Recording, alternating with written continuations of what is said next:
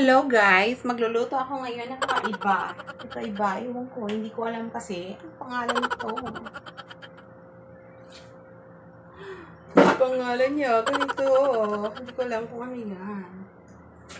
Basta tawag ko dyan, alupihan. Kasi may korte siyang alupihan, di ba? Butter. Char. Luya. Bawang. Sibuyas. Hindi ko alam kung anong tawag dito. Sudit-sudit lang natin. Add na rin natin yung chili. Chili green. Ayan yung sinasabi ko. Yung ganyan. Hindi ko alam kung ano yan. Basta kakaiba siya. Baka siyang masarap. Ayan. Ngayon, lakasan na natin ang apoy. 1 cup na tubig.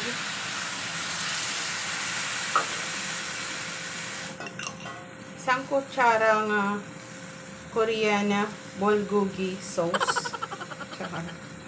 Ayan, isang kutsarang Korean paste or spicy paste yan.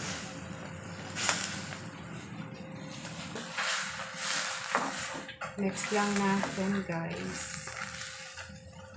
Ayan, hugas lang tayo. Iwaluin lang natin to. Huwag lang natin to na i-overcook. Para kasi siyang seafoods din ang pagluto. Spicy. Korean spicy.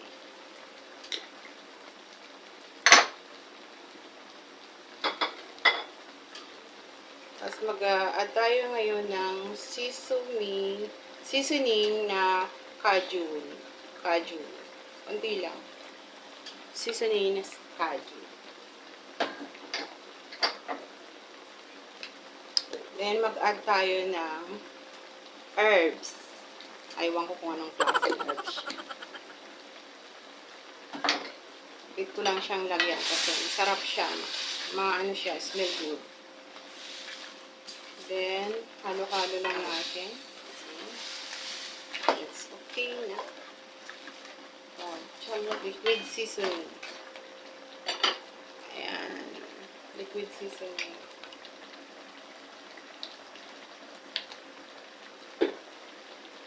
Then, seasonings.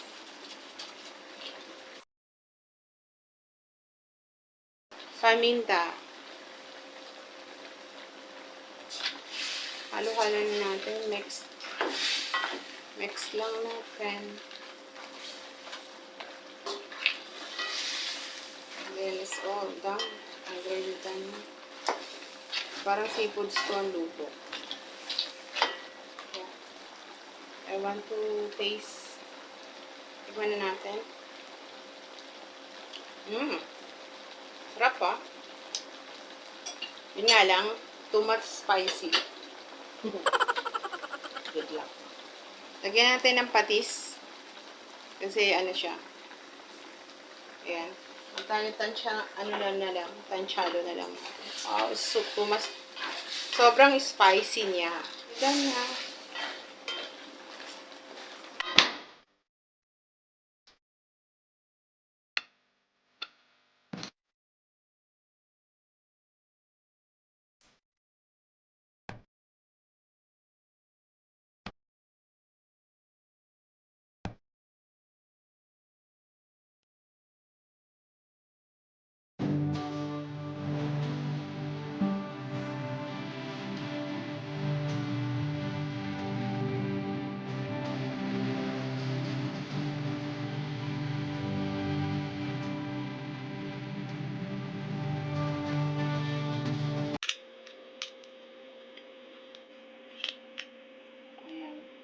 Ayan yung ano niya, yung laman niya, guys. Ayan yung laman niya.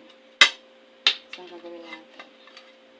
Lagyan natin, isasa natin dyan sa pinaka-sauce niya. Then, sarap ah. Yummy.